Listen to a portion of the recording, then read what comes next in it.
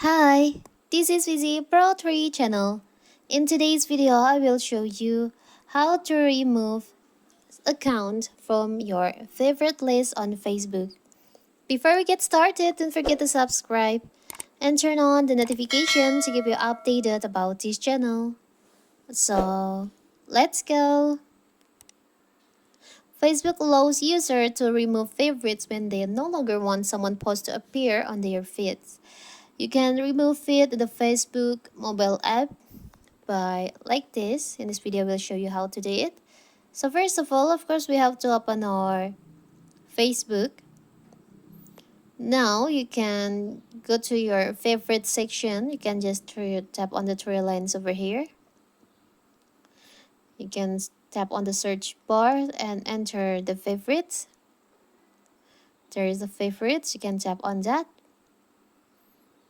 Here's all your favorite account. You can tap on manage favorites.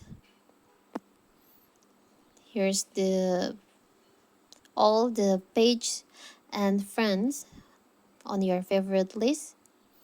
You can, if you want to remove them from remove the account from your favorite list, you can just tap on the three dots over here on the account and tap on remove from favorites.